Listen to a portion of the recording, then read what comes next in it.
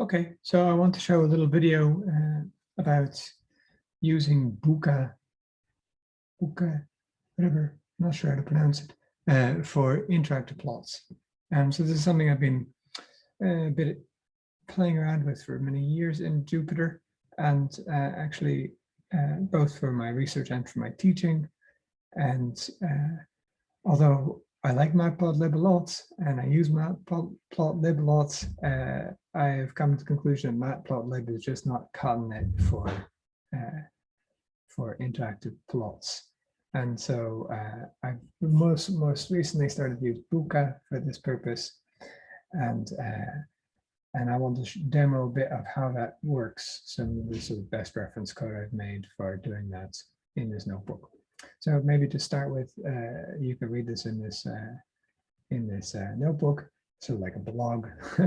But there's sort of two different types of interacting with data, and that's what I want to show two demos of today. The first is interactively exploring fixed data. So this is when the data set is fixed. So I have a big trace from my network analyzer. I want to take a look at it. I really want to zoom in and pan and interactively explore what the data looks like. So that's the first thing that I want to show. And the second thing is interactively exploring interactive data where I, in my notebook, change a slider, for example, and the data that's plotted also changes. That's something I've explored in the past on how to do efficient in matplotlib. It's basically just not great. But I've discovered that Bokeh is very good for this, and I want to show sort of the base code on how to get that functionality out of Bokeh inside of a Jupyter notebook. So I'll go through the two examples. These are very simple examples, just one-dimensional plots. It's actually not too hard to make panels of plots. You can see some of that in my notebook repository, I believe in my miscellaneous notebooks. But in any case, we're going to start simple. So this is sort of, I've boiled down what the minimal code is you need, minimal imports you need to make this work. So these are the libraries you need to load. And now what I'm going to do is I'm going to generate a data set, which is going to be a linspace with a Lorentzian peak, a bit of noise. And then this is the code here that is going to generate the plot. You can already see below. Spoiler, but that's fine.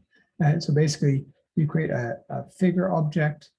I use this code sizing mode to allow the figure to scale with the notebook size. I'm going to plot a line of just X and Y, and I show the plot object, the figure object. And so that's what it looks like. And what you get is something like this. And now what's really nice about this is that, well, I can already pick it up and drag it around. You can see it's pretty responsive. It's got all these controls on the side. If I want to drag a window, I can go like this. Zoom into a single point if I want. Super responsive. I can hit reset to go back home. This allows me to pan, and actually this guy is also nice. This is a mouse zoom, so I can zoom in, zoom out, or zoom into the data. I can reset, and what also is nice, I can zoom only on one axis. If I go over the axis, which is super nice with panning and zooming here. Oh, you have to be careful not to go over the edge of the axis, otherwise it zooms. Yeah, I mean it's just pretty cool, and it's very responsive. You can see already, and also I can demonstrate this this is actually because I've used a scale width option.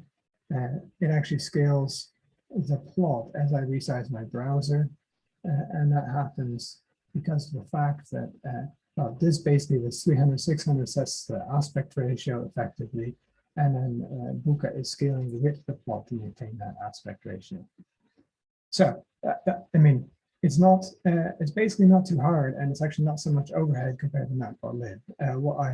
You can look up a little bit more on the web how to do the axis labels and stuff. Bokeh doesn't quite cut it for me if I want, or I haven't figured out how to use it in an efficient way to get all the fancy labeling that I want in matplotlib. I'm not sure I would say, you know, matplotlib's grid spec is really good for making actually full panel layouts of your figures and papers and stuff.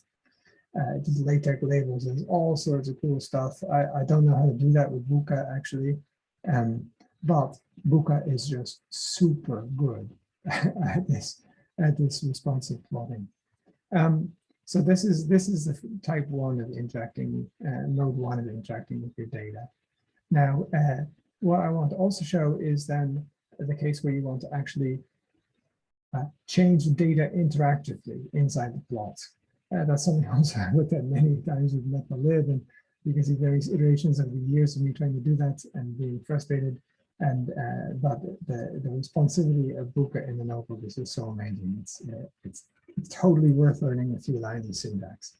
So for this, you need a couple of extra things. You need to actually get this extra function push notebook, basically.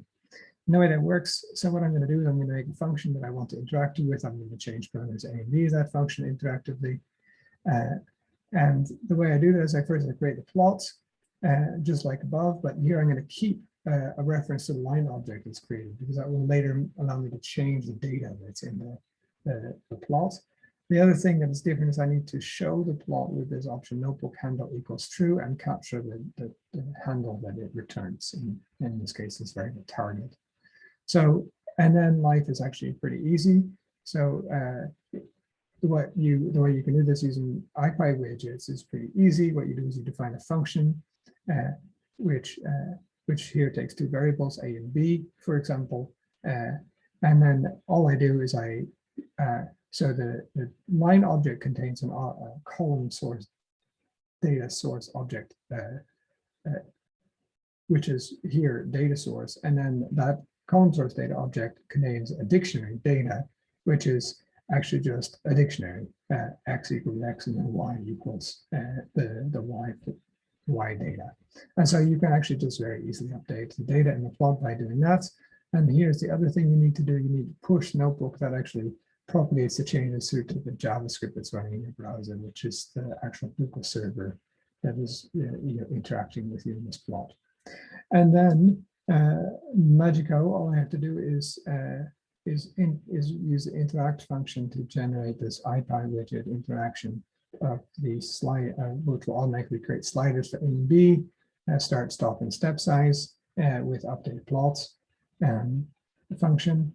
So let's just run it and take a look. It goes like that. Of course, we can continue to use all of the built-in Bokeh, zooming and panning and stuff. And now you can see here that if I grab one of these sliders, I can interactively change the data that's being plotted. And if you've ever tried this with Matplotlib, this is absolutely amazing. It's so fast. It's so responsive and so reactive. I mean, I can probably make it fall behind a little bit, but it's pretty quick. Yeah, it's really great. I don't know, it makes me very happy.